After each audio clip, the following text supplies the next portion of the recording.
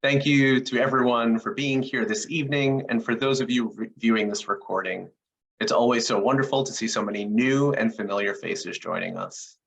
Thank you to my incredible parents, Eddie and Lori, for being the very best and instilling in me to try to be my very best every single day. And thank you to all the survivors, their family members, and guest speakers for sharing their testimonies with us, especially Cynthia Ehrenkrantz, who will be joining us this evening. Welcome to a very special Yom HaShoah program, Seeking Shelter, a memoir of a Jewish girlhood in wartime Britain, featuring Cynthia Ehrenkrantz. My name is Michael Mantell. I'm a psychotherapist, educator, and 3G, a grandchild of Holocaust survivors.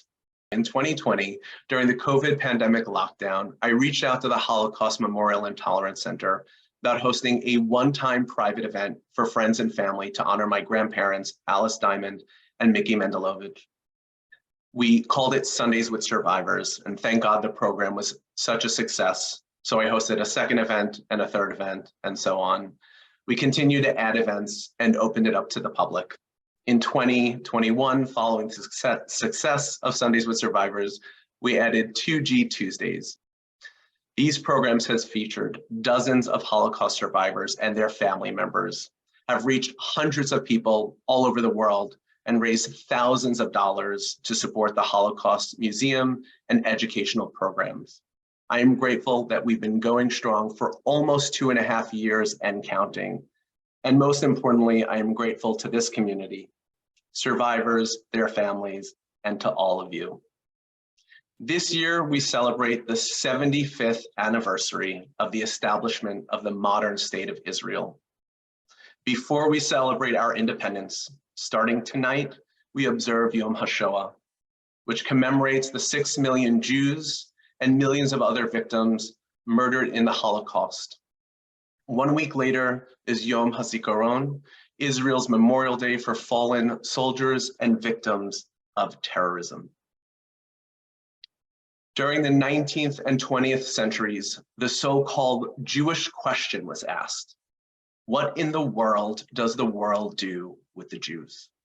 The question itself is problematic and underscores not the problem of the Jews, but the problem of anti-Semitic persecution and prejudice and Jew hatred.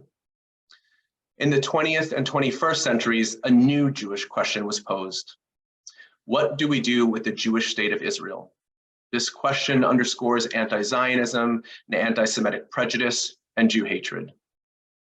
Sir Ehrlich answered the question very well in a 4-lined poem titled 1 Week Apart, which reads, 2 Memorial Days each year, we calculate the sum, the price of having our own state and the price of having none. If the state of Israel was around during the Holocaust, the fate of the Jews would have been very different. In just a moment, Cynthia will share her story with us. In 1939, when Britain entered World War II, Cynthia was 6 years old. She was 12 in 1945 when the war ended. Seeking Shelter is her vivid child's eye account of life in wartime England as she lived it. An adored only child in a large Jewish family whose comfort existence becomes one of food shortages, gas masks, air raid sirens, and being sent away for months and years at a time to escape German bombing. Contending with bullies and rushing to bomb shelters when sirens wailed, Cynthia finds life hard but good. She shines in a school play, collects foil for the war effort, and celebrates Passover, as we just did. These are the mixed realities of wartime that mark young Cynthia forever in ways that only adult Cynthia can understand.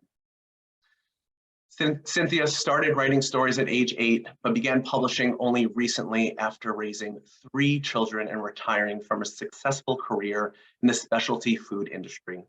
Her work has appeared in gourmet news magazine Simple Cooking, Jewish Post and News, River's Edge, a journal of art and literature, and How Not to Greet Famous People, the best stories from ducks.org. A resident of White Plains, New York, she also performs her work of regional storytelling events and sings with the Yiddish Philharmonic Chorus Seeking Shelter is her first published book. And 3 days ago, Cynthia just celebrated her 90th birthday. So I'd like to say happy birthday to her. At the end of this program, I invite all of you to ask your questions and share your thoughts during the Q&A portion. Please use the raise hand emoji or unmute yourself, or you can even write your questions and comments in the chat for me to read for you. And before we begin, just a few quick announcements. Many people made donations when they signed up for this program, and I'd like to say thank you. Your generosity helps HMTC educate young people about the history of the Holocaust and its lessons through education and community outreach. If you still like to support HMTC, there's always time for that. I will put a link in the chat for you to make a donation and also in our follow-up email. Also, a few upcoming events. Tomorrow, there is a special screening of 4 Winters, a story of Jewish partisan resistance and bravery in World War II, which will be followed by a talk with director Julia Mintz at the 92nd Street Y. You can attend in person or virtually. The virtual ticket option is for the talk only. And next Sunday, April 23rd, I will be hosting a very special program with the Brotherhood Synagogue 7th grade students as part of their mitzvah project. As an act of remembrance, Brotherhood Synagogue 7th graders are committing this year's mitzvah project to raising awareness and funds for Holocaust education. Please meet us at Brotherhood Synagogue in downtown Manhattan for a community walk around Gramercy Park 6 times. A total of 1.5 miles to commemorate the 6 million Jewish souls, including 1.5 million Jewish children lost in the Holocaust. We will conclude our community event with a talk with Holocaust survivor Alex Constantine, whose testimony will be featured in a documentary, Escape to Nowhere. The money raised will be donated to the Holocaust Memorial and Tolerance Center. This in-person program is open to our entire community, so please join us to walk, cheer us on, and listen to Holocaust survivor Alex Constantine, and light refreshments will be available.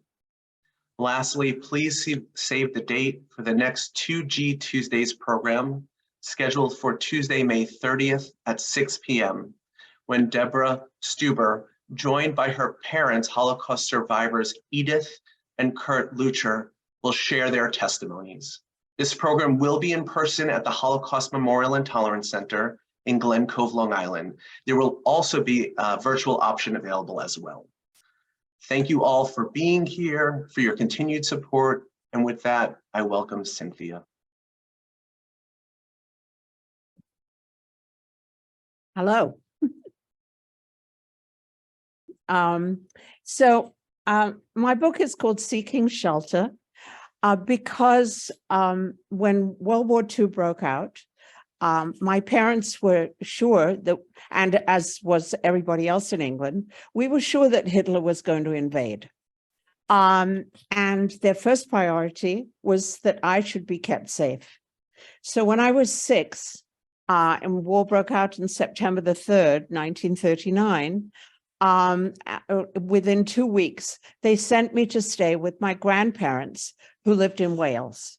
My grandparents lived in Wales because my grandfather had immigrated there in 1904.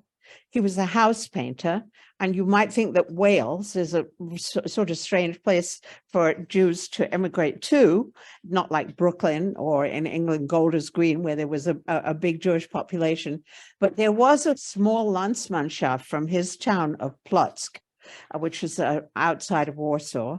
And they told him it was a good place for business because the miners were the population, and they needed all kinds of services. So my grandfather walked up and down the street and the miners' houses, knocking on doors, carrying a bucket of whitewash and a paintbrush, and offering to paint their houses in the springtime. They were thrilled, the miners' wives, because their houses were begrimed with coal dust.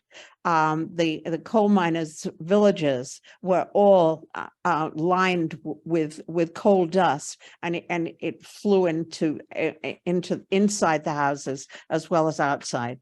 And so that was how he came to Wales. My mother's parents came also from Poland, but from Częstochow, which was a big center for the Catholic religion, because there was a very famous Black virgin there who was paraded out on Easter, and she used to be encrusted with jewels, but she was no longer. And guess who was accused of stealing the jewels?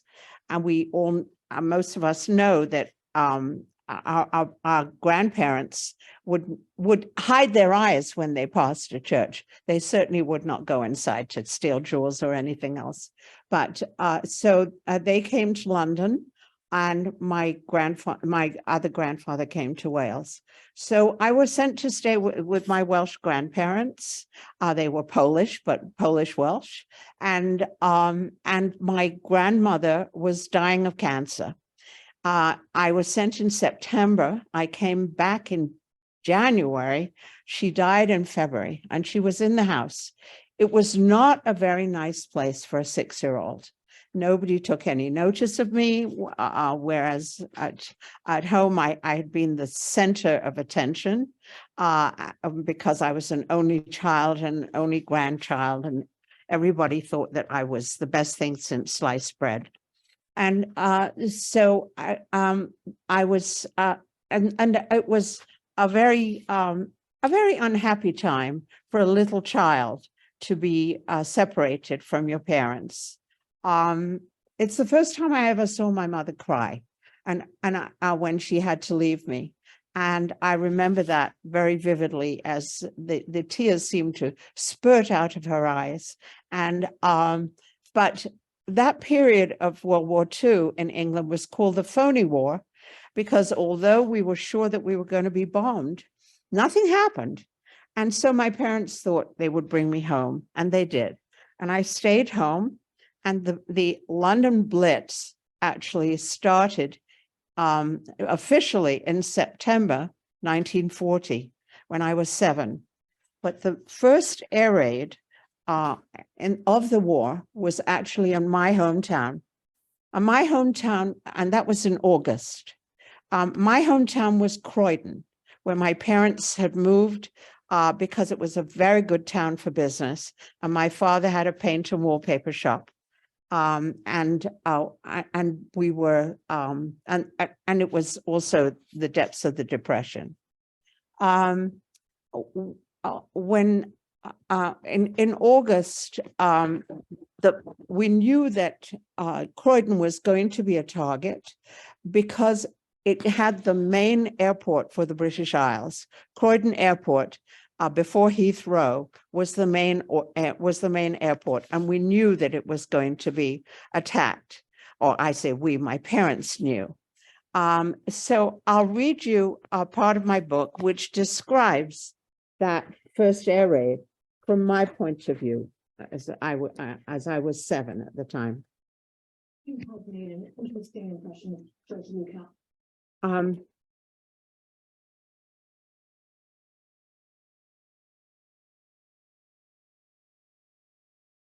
Everyone knew that Croydon Aerodrome would be a prime target for German bombers. Even so, the first attack on August 15th, 1940, an event now known as Black Saturday, came as a surprise. I got ready for bed after supper that evening, and Daddy came upstairs to tuck me in. This was a real treat because he spent most nights at the fire station, but tonight he was on leave. He sat on the side of my bed and held my small hand in his big one. I loved the rough feel of the skin on his palms, work-worn from heaving heavy fire hoses. Let's say the Shema, he said, and as was our nightly ritual, we recited the prayer together. Shema Yisrael, Adonai Eloheinu, Adonai Echad. Hear, O Israel, the Lord our God, the Lord is one. Daddy plumped up my pillow so it felt like a nest around my head. Then he gave me a bristly kiss. "Good night, honey bunch," he said. I listened to the sound of his footsteps going down the stairs. Judy the dog lay beside my bed on the cool linoleum. Though it was only 7 o'clock and still bright outside, my room was dark because my father had drawn the blackout curtains. I turned on the lamp on the wicker table next to my bed. I propped Brenda, my doll, up on the small chair next to the child-sized table with a cup and saucer in front of her from the Snow White tea set Auntie Fan had given me for my 7th birthday 4 months before. Brenda and I had enjoyed a tea party that afternoon. The rest of the tea set was on top of the bookcase. Each cup and saucer and plate was decorated with a character from the Disney animated film. I got up and put Brenda in her pram, covering her with a pink blanket that had been mine when I was a baby. Back in my bed, I couldn't fall asleep, so I pulled a book out from under my pillow. I was just starting to read when the air raid siren went off. We'd had warning drills regularly since the war began. The swooping wail of one factory siren would start a chorus as it was joined by all the sirens in town, making a roller coaster of deafening sound. It was so loud, I stuffed my fingers into my ears and the wailing notes faded away. When the wail died down, I went back to my book, waiting for the usual all clear, the sound of one sweet sustained note that always went off a few minutes after the warning. But this time, there was no all clear. Suddenly, my parents rushed in. "Get up, Cynthia," my father said calmly. "Put on your dressing gown and slippers. Bring your gas mask. This is a real air raid." I pulled my bathrobe out of the wardrobe, grabbed my cardboard gas mask case, threw the string over my shoulder, and followed my parents. "Hurry up, Cynthia. We're going to the closet under the stairs," Mummy said, her voice quivering. When we reached the first landing, I stopped. "I forgot Brenda." "No time for that," Daddy said. "We have to get into the shelter." I could hear Judy's nails clicking on the stairs behind us as we ran down. Government pamphlets had advised us that the safest place in a house to take shelter during an air raid was the ground floor closet under the stairs. Before the war, ours had stored suitcases and steamer trunks. My parents had moved these up to the attic, and now the space held a blow-up mattress, a couple of old blankets, and 2 folding chairs. A cardboard box in one corner held a large flashlight, a box of candles, matches, tin plates and cups, some cans of food, and a can opener. A bucket filled with water stood next to it. A dim light bulb switched on when you pulled a string. The closet was the only room in our house that did not have a mezuzah nailed to the doorpost. The little room had a damp, stale smell, and I held my nose as we entered. Daddy blew up the mattress. I lay down on it, and Mommy covered me with a scratchy blanket. Judy lay down beside me and licked my hand. My parents unfolded the chairs and sat down. "Let's sing 10 green bottles," Mommy said. When we got to 7 green bottles are hanging on the wall, there was a roaring sound of planes in the distance that grew louder and louder. And when we got to 5 green bottles, the deafening noise was directly overhead. Our voices trailed away, and I put my hands over my ears. Then there was an eerie whistling sound, followed by loud, ear-splitting bangs and thuds. The floor shook under us, and Judy started to whimper. I screwed my eyes shut so tight I could see little colored lights behind my eyelids. My stomach turned over and over, and I felt as if I would throw up and have diarrhea all at the same time. I panted little short breaths, just like Judy did when she'd been running. My father always carried a book in his pocket. He sat on his chair, flipping the pages, but not reading. My mother knelt beside me, stroking my hair. "It's all right, darling," she said. Then she lay on the splintery floor next to the mattress and put her arms around me. Daddy stood up. They're bombing the aerodrome, he said. I'm going up to watch the fireworks. Please stay with us, Marcus, Mum pleaded. Let's stay together. But he left saying, back soon, Tilly. I could hear him running up the stairs 2 at a time to our parlor floor. Mommy looked cross and breathed hard through her nose. I buried my face in Judy's silky fur. The thumps and bangs were farther away now. At last they stopped and the all clear sang out. Mum pulled out a cigarette and put it in her mouth, unlit. When she spoke, it dangled from her lower lip. Let's go upstairs, she said. I jumped up from the mattress, pushed the cupboard door open, ran up to my room, picked Brenda up and I hugged her. I'm so sorry I left you behind, Brenda, I said. I'll never leave you alone again. As I was leaving the room, I kicked something. A cup from the tea set had fallen off the bookcase and broken. I carried Brenda down to the kitchen where my parents sat at the table, waiting for the kettle to boil for tea. I told them about the broken cup. It must have toppled off the shelf from the vibrations, Daddy said. Don't worry, honey. I'll glue it back together for you. We sat drinking tea while my father told us about the raid he'd watched from the living room window. I saw a real dogfight, he said. The searchlights picked out a German plane, and one of ours sprayed him with bullets till he spiraled to the ground. Daddy made circles in the air with his finger. The attack was front page news in the paper the next morning. My mother read aloud from it. It says, 60 people were killed and more were injured and taken to hospital. Windows were blown out of houses and people on a bus were hit with flying glass. As Mommy held the newspaper up, I could see a photograph on the front page of the wreck of a German airplane. A badly damaged house was behind it, and I wondered what had happened to the people inside. After breakfast, Daddy fastened the metal buttons on his fireman's jacket and got ready to leave. I'm going to get one of those Anderson shelters and put it up in the backyard, he said. It looks as if the war is finally starting.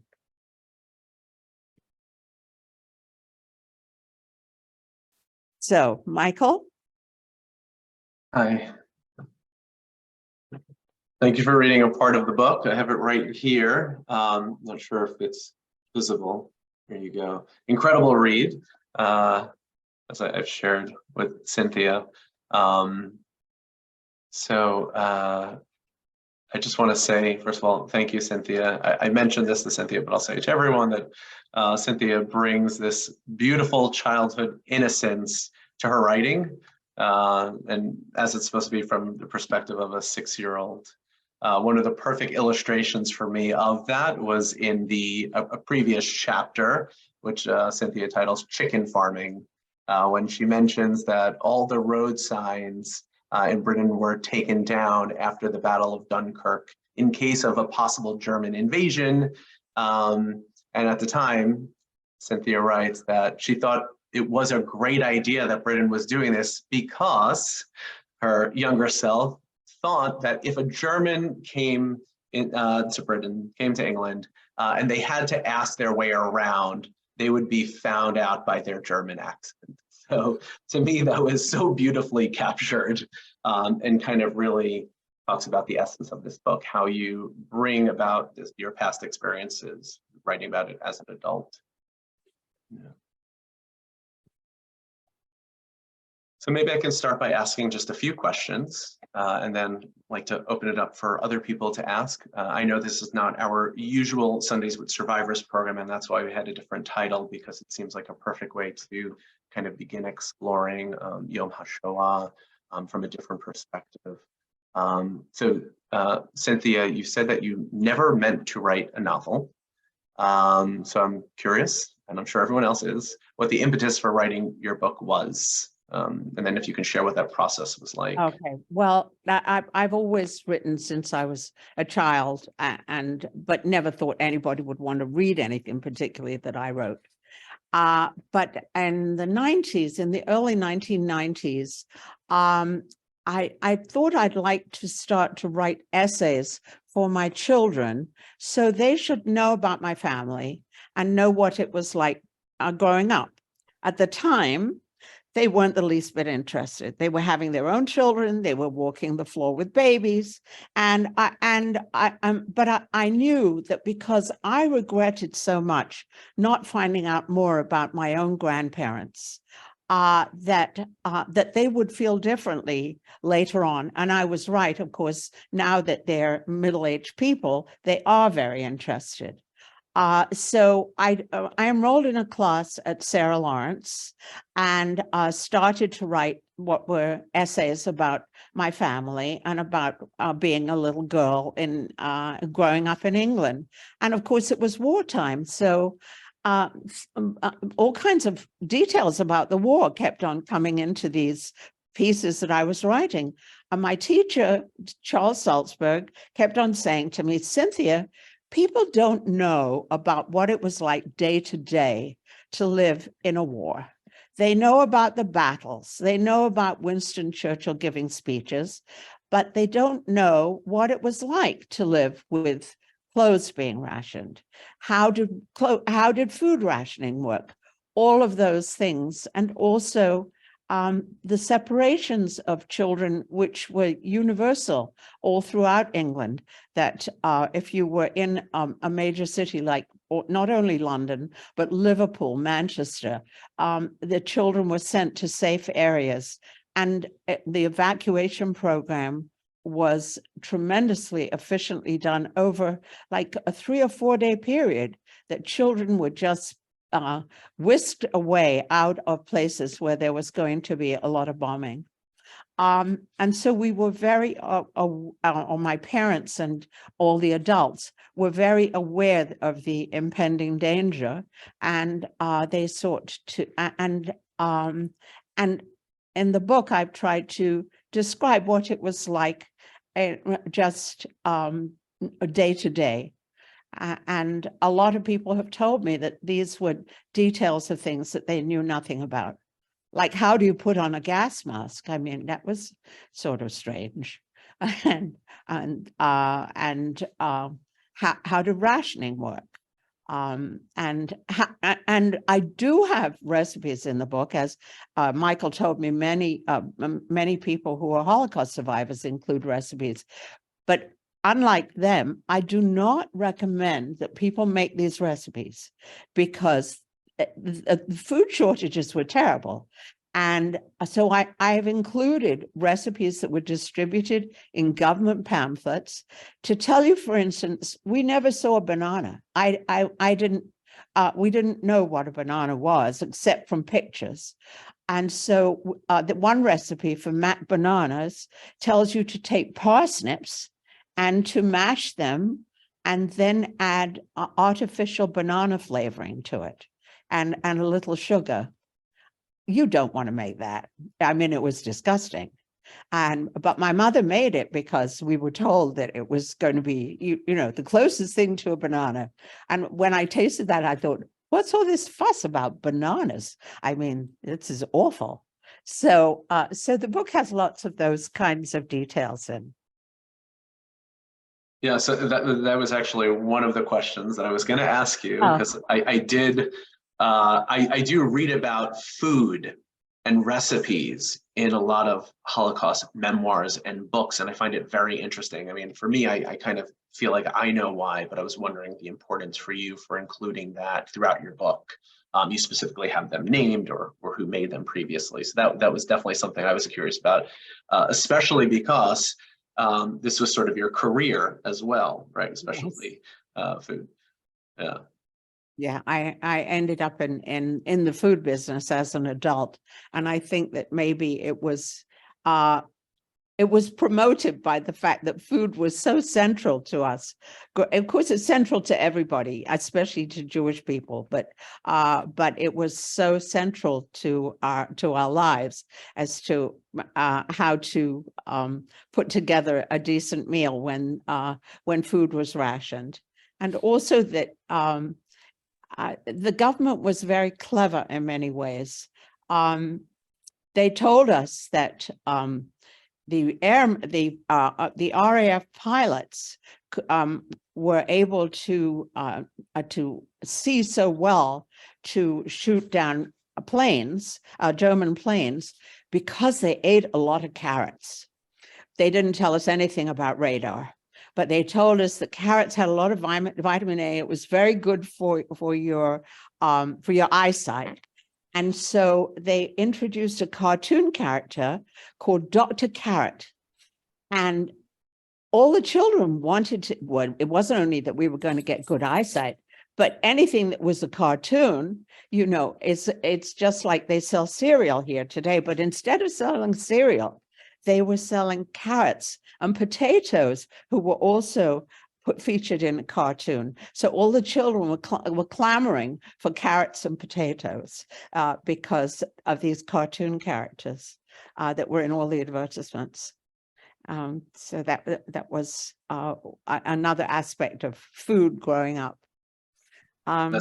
That's another thing I loved in your book. You have these ads that are foreign to me that I'm looking at for the first time. So Dig for Victory, you have all of these chicken or hen waste, and they sound to be very central to your story. So I thought that was kind of like a beautiful kind of a introduction to some of that in your life. You add so much detail to your book. And again, what I love about it is it has this child's perspective, but there's also a lot of background information for people like me who wouldn't know what it's like to grow up at that time or in that kind of situation or context. So I appreciated that. Well, Michael, could you put up the picture of my father in his fireman's uniform? Yeah. Give me 1 second to pull that up. Yeah, there are a lot of pictures in the book, and I wish we included them. So hold on 1 second. We have a few here. All right. He's the third one down. That's my parents, and this is my father in his fireman's uniform. At the beginning of the war, my father volunteered for the fire service. One reason to do that was certainly there was a big call for people to volunteer because they knew that bombing was going to take place. But another reason was that if he was in the fire service, he knew he would not be shipped overseas. So at the beginning of the war, the auxiliary firemen, as he was, were looked down on by the regular firemen because that was a reason that many people volunteered for the fire service to make sure that they would do national service, but they wouldn't be shipped overseas. But of course, when the Blitz began, and later in the flying bombs, they were called to duty to dig people out from rubble, and all that prejudice went away.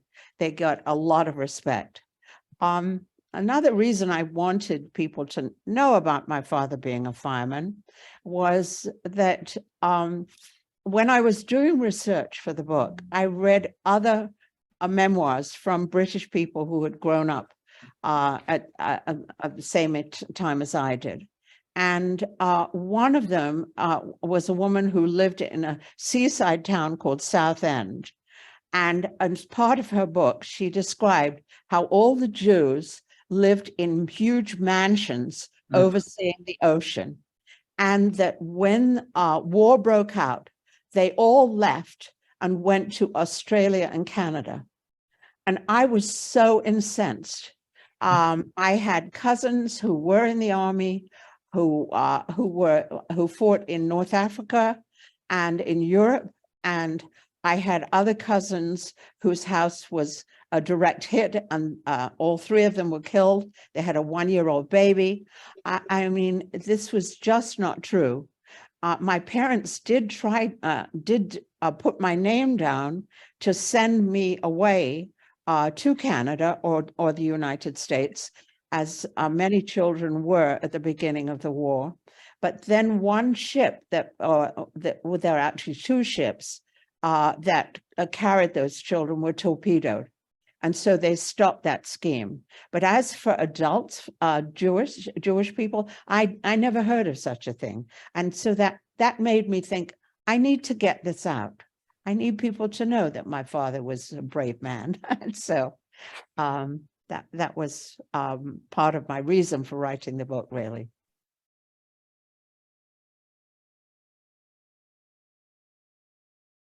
Thank you for sharing that aspect. So it sounds like there were two reasons why you wrote this book, one for your family, but also for other people to know this other story of the Jewish people, et cetera. Yes, yeah. Can you talk a little bit more about that experience? So your family was going to send you overseas, what your knowledge of that was, if you understood that at the time, because I know you speak about it in your book. Well, what you know what my mother told me was that it was going to be like a vacation, and I could choose what I was going to take. I couldn't take all my toys, but I could take one thing. And so, of course, I was going to take Brenda, my doll, because she went everywhere with me. And there was one big book that I had, which had a lot of stories in it, including the whole of Alice in Wonderland was in that book.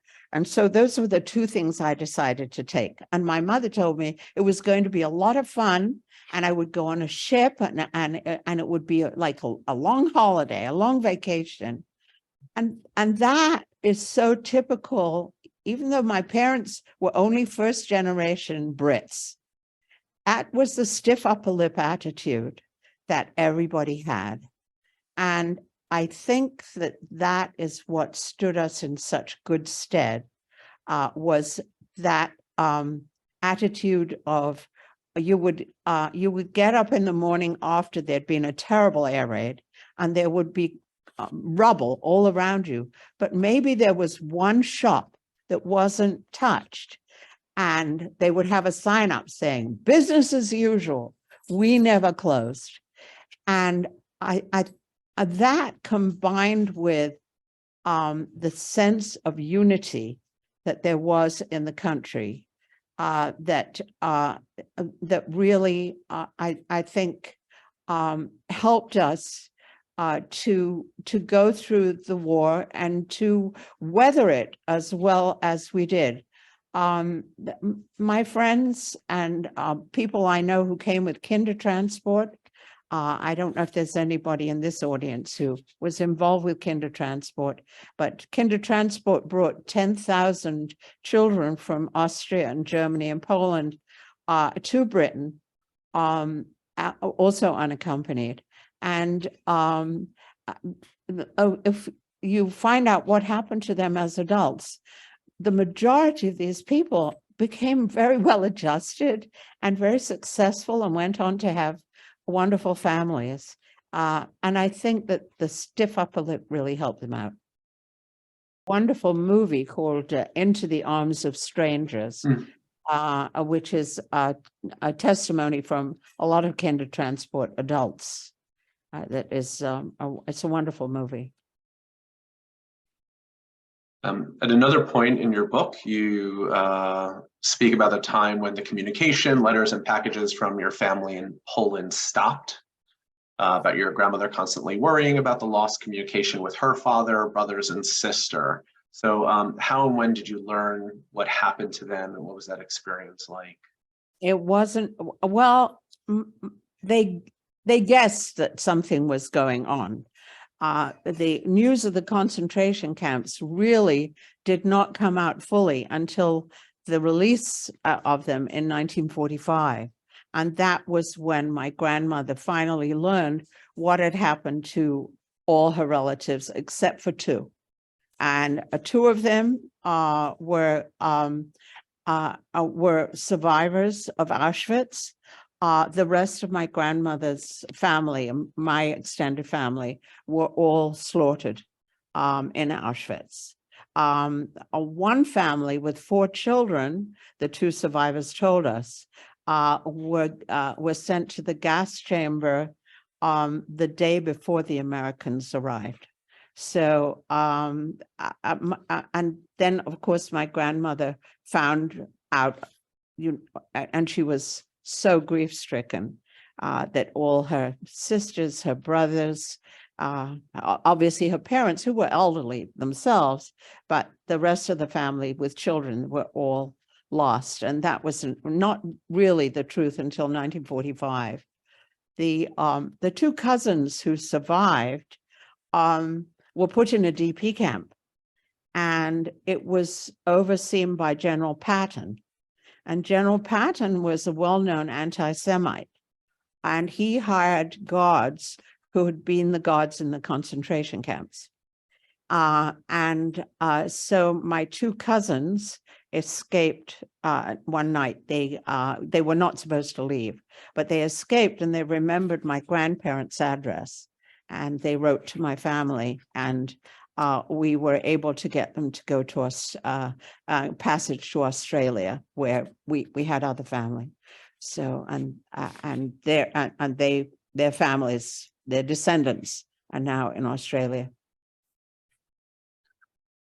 And throughout your book, you speak about your Jewish religious upbringing, including Shabbat, services on the high holidays, not killing a chicken yourself because kosher laws, reciting Shema Yisrael prayer while anticipating an attack by German bombers, as you read from that excerpt, and going to Catholic school run by nuns. And you also mentioned that your family was the quote unquote typical British Jews. So what was your religious identity, religious Jewish identity, and how has it remained or changed throughout your life? Well, my parents were 3 day a year shul goers, 2 days of Rosh Hashanah and Yom Kippur.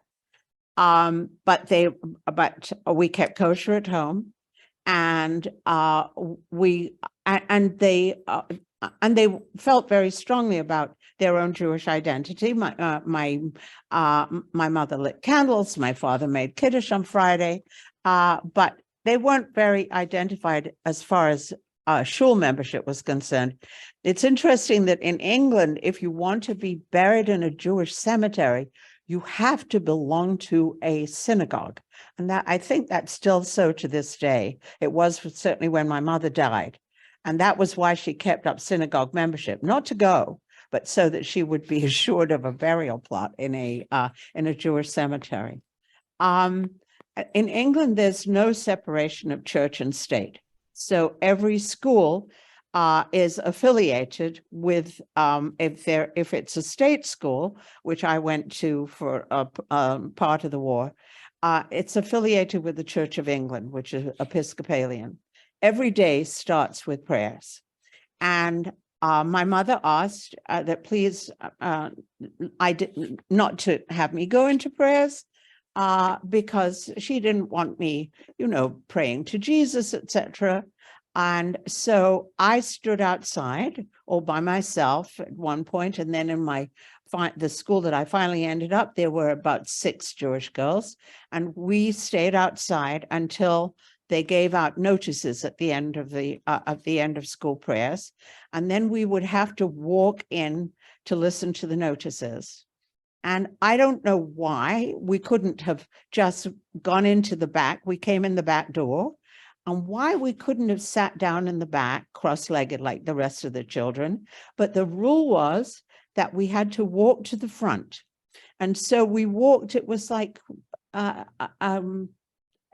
it was like running the gauntlet. We walked through this long assembly hall, and everybody turned around to look at us as we came in, and we had to sit in the front. I don't know why that was, but only about 8 years ago, I was in England, and my school had a reunion, and that a friend and I went and attended.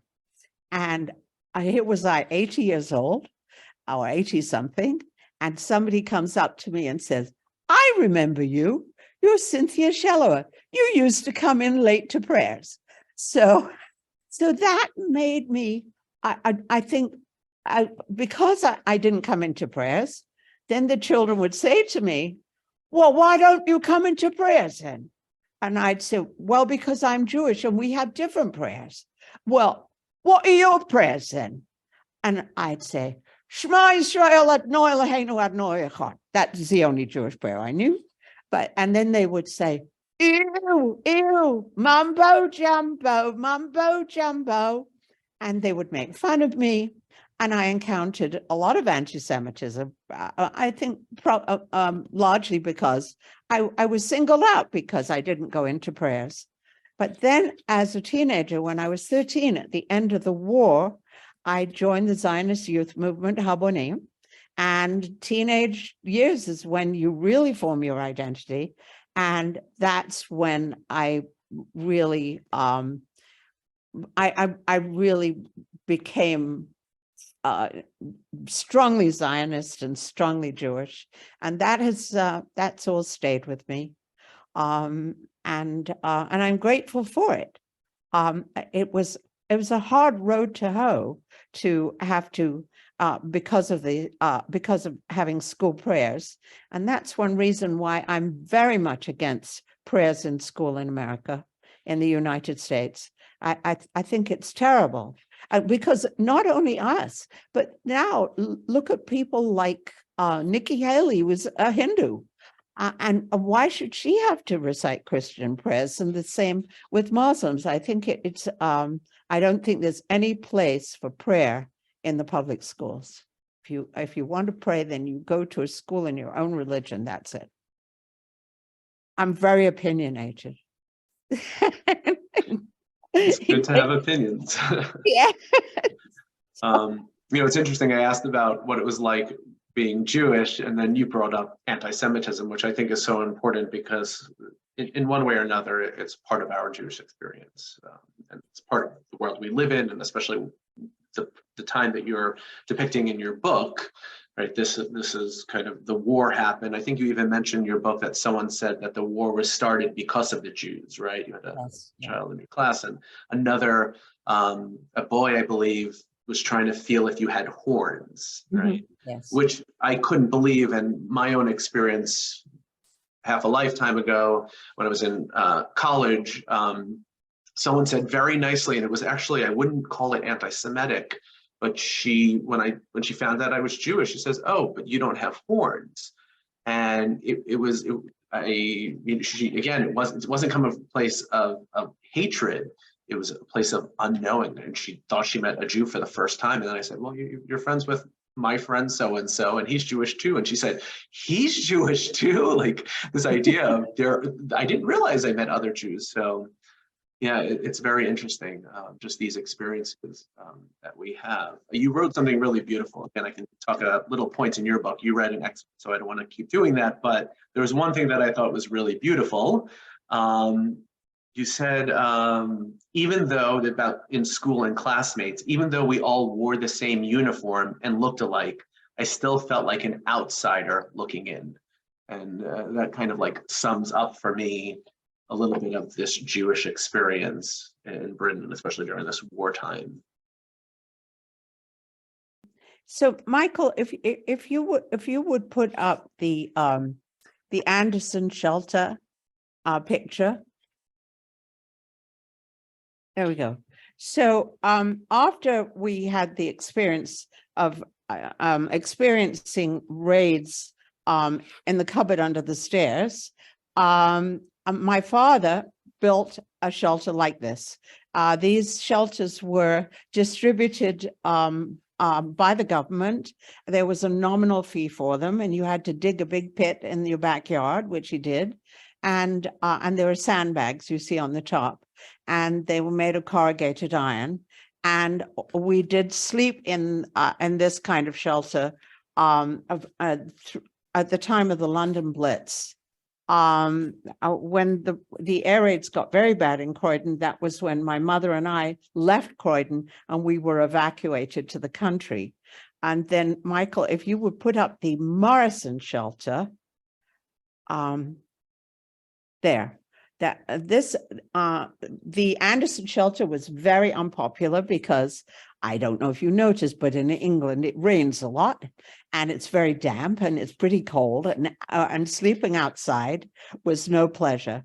So this shelter was invented, which was basically a cast iron table, and it would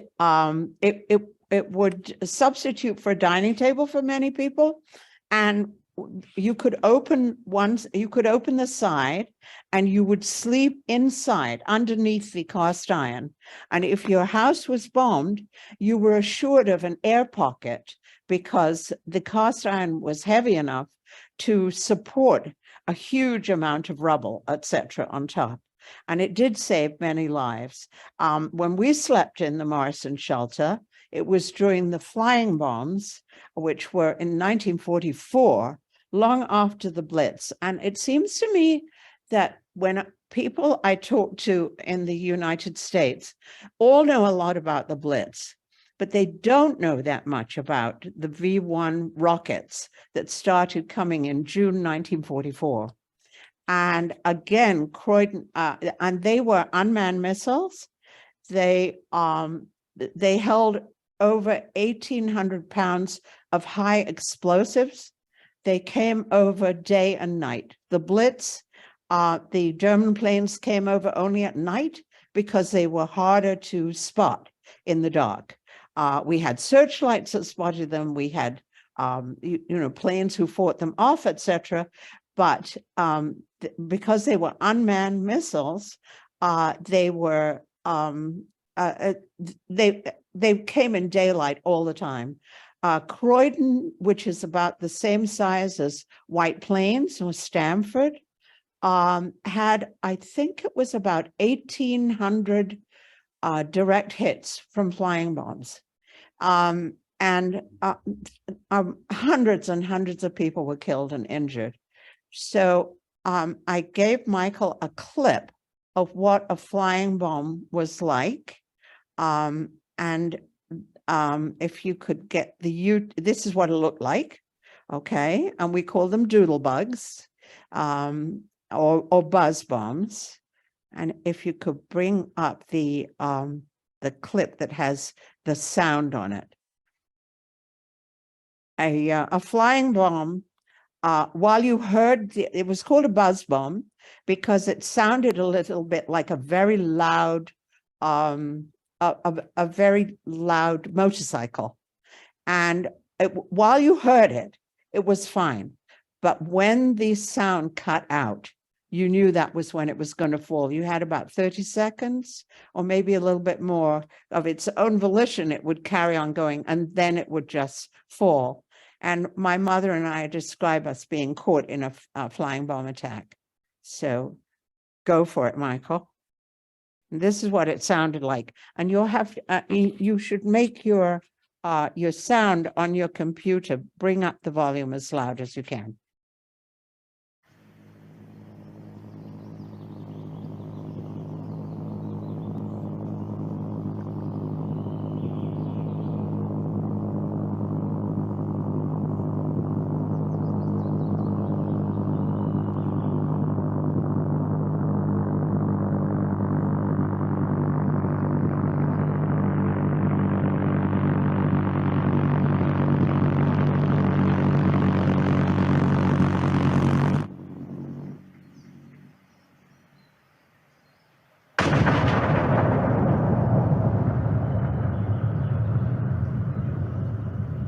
That silence was the time in the war when I was the most terrified.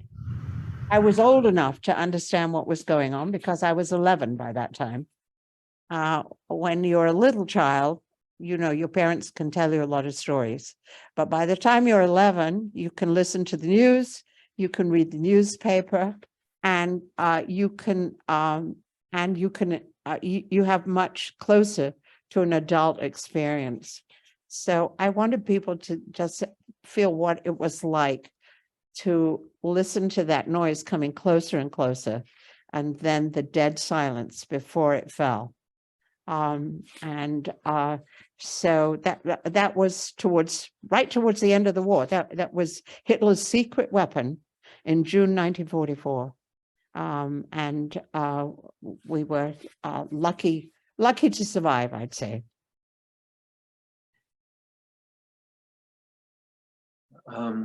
Yeah, I think there's you mentioned a point in your book where there's devastation in your hometown. Yes. with this, yeah, which is very super close to home, not just physically, but how it endangered the family, et cetera. Yes. Yeah. What kind of research did you have to do, because you were young at the time? So what kind of research did you have to do to fill in the blanks and details to make the Well, story more accurate to? Well, I read other people's memoirs. I did that. I also, I read Winston Churchill's accounts. I went to England. I was in while my mother was living, I would go to England, a couple of times a year. So I went to England, and I went to Hitler's to Churchill's war rooms in Whitehall, which, if you have a chance to go to London, I recommend for anybody. It's living history. But then I spent a summer in the Croydon Library looking up newspaper accounts of the time. I wanted to be able to have the dates to be accurate and to mesh with things that I remembered. And it was interesting that things that I remembered, I was able to pinpoint the actual days when they happened. So I did that in the Croydon Library, and I had also friends who were contemporaries of mine who had similar experiences to mine. Mostly being sent away. That was what I think that's what resonated with us as being very young kids, being separated from your parents. I think that was hard. I was lucky because when we went away from the Blitz, my mother came too, so I was not separated from her then. But we moved to a village in the country to be away from the bombing. And you talk about kind of like a moment of PTSD, just because you're bringing it up. So I'm just wondering, when hearing loud noises, I mean, what was that experience like after the war?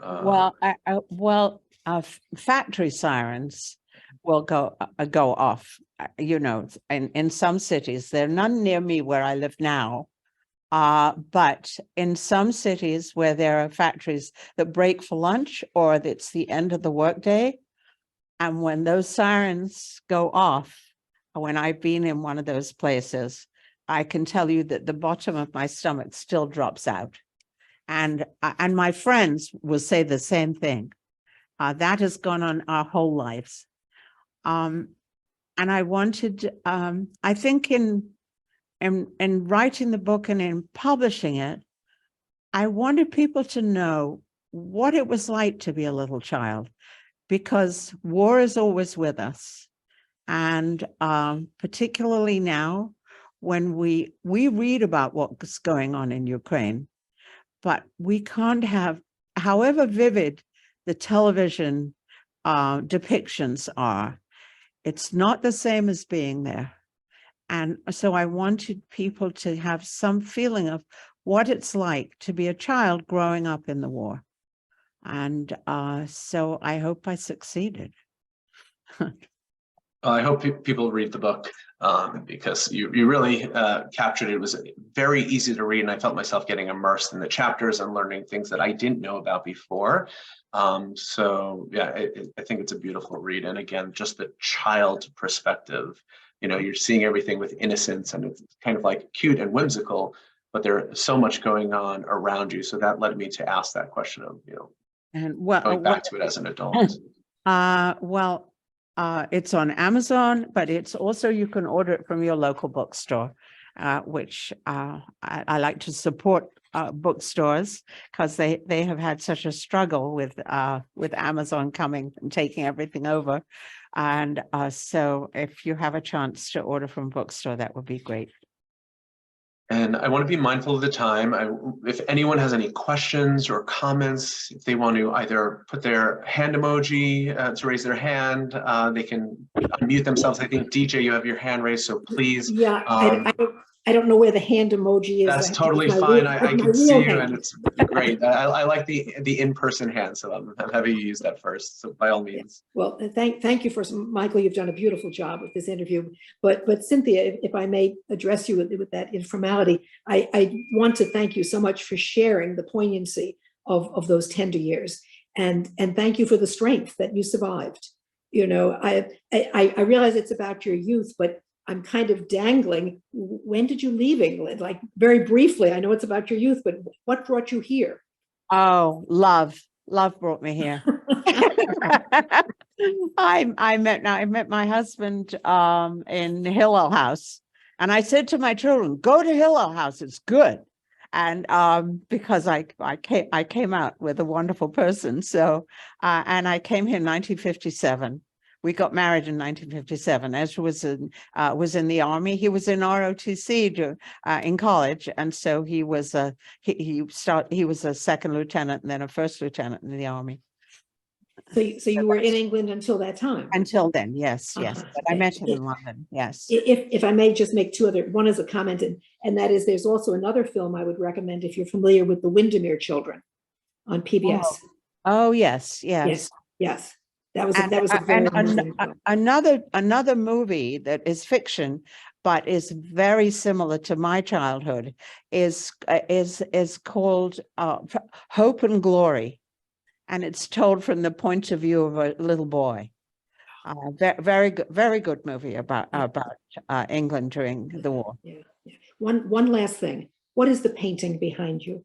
Oh, my husband did that. It's a painting that he did after he was came back to the States. He was in England for 2 years, and in the summer, between the 2 years, he came back, and he was on the Queen Mary. And so it's a depiction of the deck of the Queen Mary. So it's like a marriage of, you know, it's a British ship and and painted by an American. Yeah. Okay, well, then again, thank you, and stay well. Thank you. Thank you very much. Thank you, DJ. Any other questions, comments, thoughts? And in the meantime, while people think, I did want to ask Cynthia, because I read the book. You talk about just this idea, you make a comparison, but your adopted country is divided and longing for unity, that you're longing for unity of wartime Britain when everyone had to share and sacrifice. So just as a way to kind of like tie that up, what are the lessons here from that time to now? Well, I don't know if it's a lesson or if it's just a national ethos is very different. I mean, America is the land of the individual, and England was when I was growing up, particularly at that time, but even afterwards, patriotism was a given.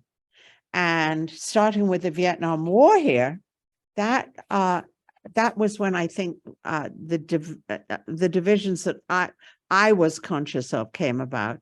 And this country is huge also, whereas England's a small place, or Great Britain altogether is a tiny place compared to this enormous country. And it's hard to unite a country of this size, I think. But I remember how, how we really believed everything that the government told us. Now, that was probably wrong, but they were probably lying to us a lot of the time or keeping things a secret. We had no suspicions like that. We had faith in their looking after our best interests. Maybe that was ill-founded, but in this country, people, particularly since President Reagan, they look on the government with suspicion. Remember, Reagan said, if somebody says that I'm from the government and I'm here to help you, beware. And I felt so sad because while there may be some truth in that, on the one hand, on the other hand, government is important and it's necessary. We don't want to be a kind of free-for-all place. So that's all my personal opinion. Thank you. And Ellen. Yeah, hi. I just wanted to thank you, Cynthia, and I just had a question, because I'm also like a child of survivors. I mean, even though I wasn't in the war, but I just wanted to know if you felt like your parents sort of became children. Like, how did they change after this experience? Did you feel more like you were the parent to them after the war? Were they more like scared for you? And that's No. Well, and it's strange, but the war, the years of the war were the high point of my parents' marriage. They were, I mean, they really loved one another, and nobody had any money. And so that was, and because nobody had any money and they didn't have any money, that it was fine. But after the war, my parents quarreled about money all the time and they got divorced. So I lost track of my father altogether. He disappeared. And which when I was writing the book, I realized this was as an adult, how resourceful he was, how smart he was. But they had totally different attitudes towards money, and never the twain shall meet. If one person believes that you should pay your bills before they come in the mail, and the other person believes that the world owes him a living and he doesn't have to pay back any debts, they're doomed. So they were, so the war was the happiest time of their marriage. And certainly, and no, I don't think that I became a caregiver for my mother, not until she was quite elderly. She was a very independent woman. Yeah. Thank you. And Ellen, thank you for sharing that and that question, because I think a lot of us growing up in 2G and 3G, we have similar experiences and also kind of wondering if other people have experienced these things as well. So it's incredible to hear just the differences. Yeah. Any other questions, comments, or thoughts that anyone has? All right, beautiful. This was an incredible evening. I got to be introduced to Cynthia through Andrea Bollender, and we had a connection, spoke, I read your book, I loved it. I told Cynthia before I read it, I said, you wrote this book, that's awesome, let's do a talk, and you said, read the book first. And it exceeded my expectations. So it was wonderful. And I just want to point out, there were so many little nuggets, these details. I'll keep going back to that. This idea of, eating healthy versus eating kosher, and what was important during the war. The moments of throwing away these colored pencils. They're just these little moments. I'm just bringing them up. So when people read the book, they'll remember it and go to it. And picking hard candies over chocolate because they'll melt in your mouth faster, and wanting to hold on to that flavor. I mean, there were some of these little moments that you bring up that really transport the reader to the time and place. I thought it was so beautiful. And again, this just childhood perspective, and having a chance to speak with you now, going back to those times, I think that's also a beautiful thing. Well, it's a pleasure to have met you, Michael. Yeah. I hope that we will be together again on other occasions. I believe we will. Yeah. And thank you very much for inviting me. And I wish everybody a wonderful spring. And thank you very much for this opportunity. Thank you, Cynthia. Thank you, everyone, for being here, for being part of this program. It's really wonderful. Have a good night, good evening. Take care.